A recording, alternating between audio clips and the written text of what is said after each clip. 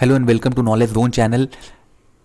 आज हम डिस्कस करेंगे यूपी के नए लॉ जो कि लव जिहाद को लेकर के यूपी गवर्नमेंट अभी जो लॉ लेकर आई है उसके बारे में। तो यहाँ पर अगर कोई पर्सन लव जिहाद के मैटर में संलिप्त पाया जाता है तो उसको यहाँ पर 10 साल तक की जेल टर्म हो सकती है। इसके अलावा अगर इस मैरिज का जो पर्पस है वो सोल कन्वर्जन है तो यहाँ पर उस मैरिज को भी नल एंड वॉइड कर दिया जाएगा। तो इसके बारे में पूरी डिटेल के साथ जानेंगे। उससे पहले अगर आपने मेरे चैनल को सब्सक्राइब नहीं किया है तो प्लीज़ मेरे चैनल को सब्सक्राइब करें। लेक्चर पसंद आता है तो लाइक करें, अदरवाइज डिसलाइक करें। चलिए डिस्कशन स्टार्ट करते हैं।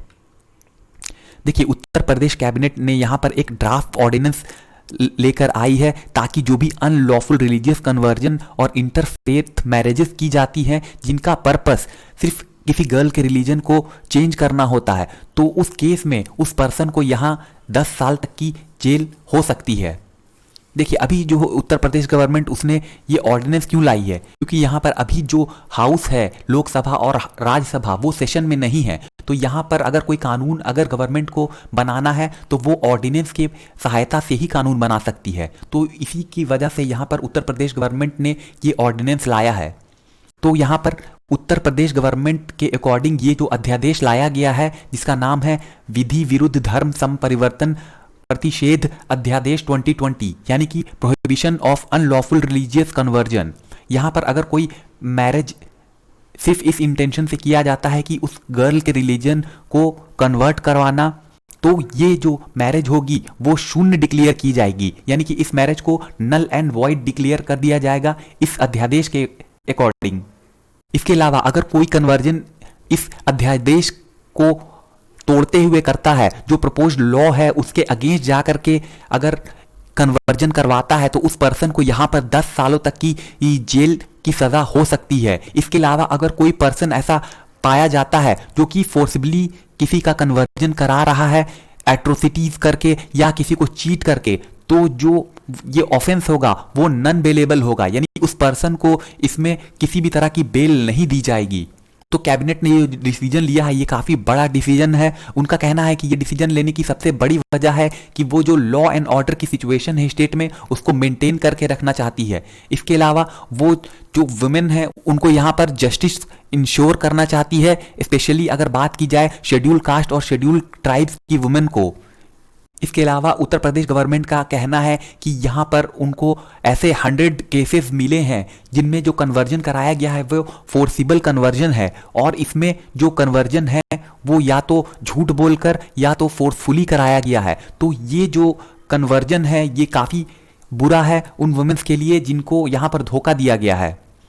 इसके अलावा जो अभी जो लॉ लाई गई है उसमें जो जेल टर्म है वो 1 से 5 ईयर तक की हो सकती है, और जो फाइन है वो मिनिमम फाइन इसमें 15,000 तक की हो सकती है। इसके अलावा अगर वो वुमेन जिनके साथ इस तरह का कन्वर्जन कराया गया है चीट करके या फिर फोर्सफुली, और वो वुमेन शेड्यूल कास्ट या शेड्यूल ट्राइब से बिलोंग करती है और वो एक माइनर है, तो इस केस में जो पर्सन इस तरह की कन्वर्जन कराता है उसको 3 साल से 10 साल तक की सजा सुनाई जा सकती है, और यहाँ पर 25,000 तक का फाइन मिनिमम फाइन उसको देना पड़ सकता है इस लॉ के अकॉर्डिंग।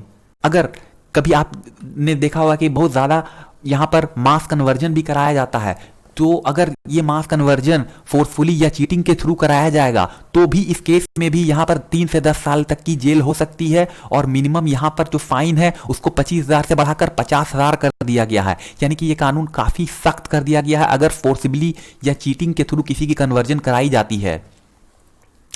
इसके अलावा अगर कोई पर्सन खुद से अपना रिलीजन को कन्वर्ट कराता है मैरिज के बाद तो उसको एक एप्लीकेशन देनी होगी जिसको डिस्ट्रिक्ट मजिस्ट्रेट के पास सबमिट करना होगा 2 महीने पहले एडवांस में।